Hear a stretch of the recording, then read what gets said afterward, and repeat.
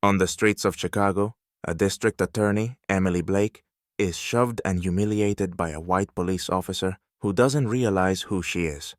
This incident unveils a system built on prejudice and forces her to strike back in a way that shakes even the most hardened individuals. But let's start from the beginning. The bustling evening on a Chicago street had reached its peak.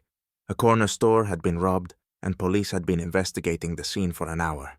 Officers were cordoning off the area with yellow tape, shouting commands to manage the chaos, while a crowd of onlookers grew larger by the minute. Amidst the throng stood a striking figure, a slender black woman, 38 years old, with a polished hairstyle, a burgundy cashmere coat, and high heels. This was Emily Blake, the city's district attorney, who happened to pass by on her way home from a business meeting. Emily stopped near the edge of the police barrier. Her calm face, framed by sharp features and a cold gaze, revealed no emotion, but she observed the scene with keen interest. Holding her phone, she prepared to take a few photos to later analyze police behavior at the crime scene. Officer Jason Hart, a white man in his 40s with rough features and a steely gaze, noticed her from afar.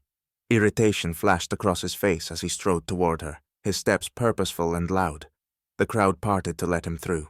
As he approached, he barked, "Ma'am, you can't be here. This is an active investigation area. Step behind the tape." Emily didn't even turn to look at him. She took another photo and replied in a calm but firm tone, "I'm standing behind the tape. I'm not breaking any rules." Her response caught Hart off guard. He was used to his orders being followed immediately, especially by women whom he believed had no business meddling in police matters. "I said step back, or I'll personally escort you out," he snapped, his voice growing harsher. Emily finally turned her head, her displeased gaze locking with his. "You have no idea who you're talking to," she said coldly. Her confidence only fueled Hart's anger. Without hesitation, he grabbed the sleeve of her coat and pulled hard. A loud tearing sound echoed as the fabric gave way. The crowd gasped, and some onlookers raised their phones to record the scene. Emily staggered briefly to regain her balance, but showed no sign of fear. "You've made a mistake," she said, her calm tone now laced with menace. Hart smirked, but unease flickered across his face. "You're interfering with a police investigation, and that's within my authority," he shouted, attempting to justify his actions. Emily straightened her torn sleeve and raised her voice so the crowd could hear. "You've just assaulted the district attorney." Hart froze. His face turned pale as he stood motionless, clutching the torn piece of her coat. "What did you just say?" he stammered, his voice now trembling with uncertainty. "You heard me, officer," Emily replied, snapping a photo of his face with her phone. "I won't let you get away with this. What you've done is illegal. You'll regret it." The crowd murmured in shock. Someone shouted, "Is she really the DA?" Another voice added, "Did he just attack the district attorney?" The murmurs turned into loud protests as more phones recorded the scene. Hart's confidence wavered. He stepped back, glancing nervously at his colleagues, who looked equally stunned. Emily turned to the crowd and addressed them. "Everyone who witnessed this, please save your recordings. Your help may be needed. Today, we'll make sure justice is served." The crowd erupted with noise as people continued filming. Emily stood firm, her posture radiating determination. About 15 minutes later, a black SUV pulled up to the scene. The doors opened, and a tall man with a commanding presence stepped out. This was Jordan Rivers, the district attorney's supervisor. Dressed in a sharp suit and wearing a stern expression, he quickly made his way through the crowd. The crowd buzzed even louder upon seeing him, some calling his name, others snapping photos. "Emily, what happened here?" he asked, his sharp eyes taking in her torn coat. Remaining composed, Emily replied, "This officer thought he could use force against me because I didn't comply with his orders. He didn't even bother to find out who I am." Rivers turned to Hart, whose pale face betrayed his nerves. His normally rigid posture had wilted, and his hands hung limply at his sides. "Do you understand that you just assaulted the district attorney?" Rivers asked, his tone cold and deliberate. "This is a misunderstanding. She didn't identify herself," Hart blurted out, his voice shaky. He tried to appear confident, but the growing crowd and Rivers' authoritative presence only intensified his fear. Journalists had begun arriving, pointing cameras at Hart, Rivers, and Emily. One reporter shouted, "Is it true a police officer used force against a public official? How do you explain this?" Rivers addressed the media with a raised voice. "This incident will be thoroughly investigated. I will personally ensure that everyone involved is held accountable." His words drew murmurs of approval from the crowd. Emily, folding her arms across her chest, turned her gaze to Hart and added, "If I weren't in my position, this incident wouldn't have attracted any attention. This must stop." The crowd erupted in applause, and reporters fired off more questions. Meanwhile, footage of the incident, captured by bystanders, began circulating on social media. Within half an hour, the hashtag #AddJusticeForEmily was trending. People shared their own stories of police misconduct and demanded Hart's punishment. The next morning, headlines dominated major news outlets. Clips of the incident played repeatedly, showing Hart tearing Emily's coat, her calm assertion of authority, and his panicked reaction. Titles read, "Police Officer Assaults DA in Downtown Chicago. Force versus Law. Who will prevail?" and "Another Case of Police Misconduct Unfolds." Emily sat in her office, scrolling through dozens of supportive messages on her phone.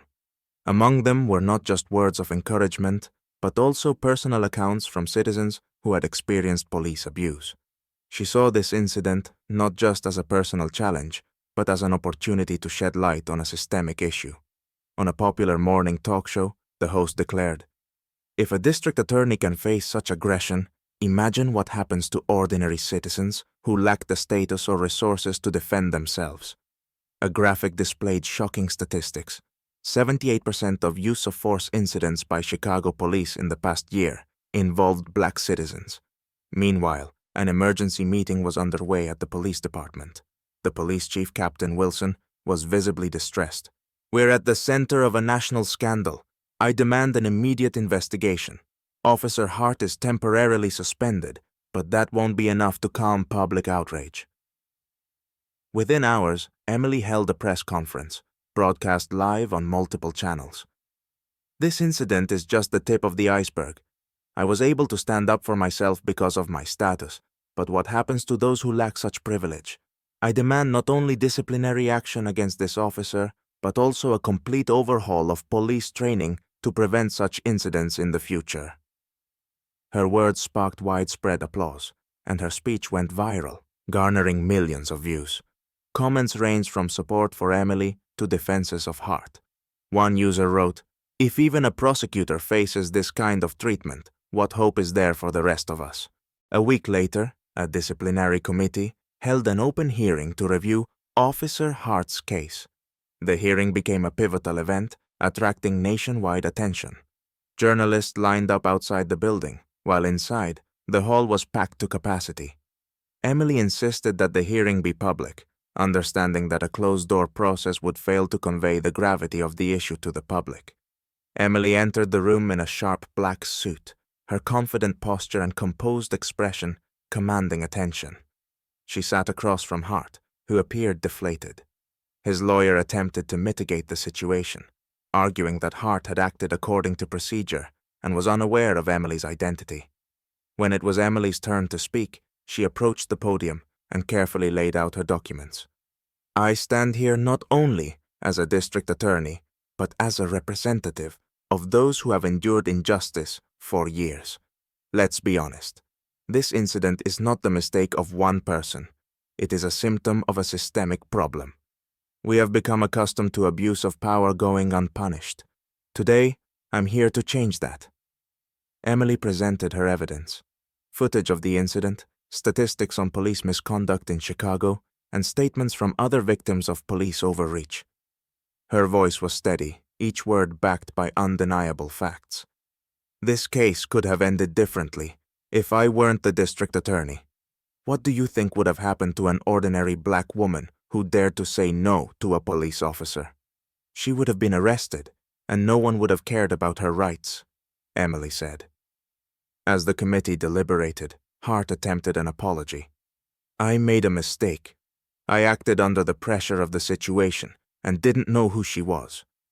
His words, however, sounded hollow, especially in light of the evidence Emily had presented. The committee's decision marked a turning point. Hart was dismissed from his position for abuse of power and violation of professional ethics. Additionally, it was announced that the department would implement mandatory training programs on equity and anti-discrimination. After the hearing, Emily stepped outside to address supporters and journalists waiting on the courthouse steps. When asked, "Do you feel justice has been served?" she replied, "This is not the end, it's just the beginning.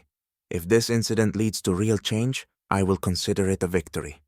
The story concluded with images of Emily walking confidently down the street, surrounded by colleagues. Her coat with the torn sleeve had become a symbol of the fight for justice.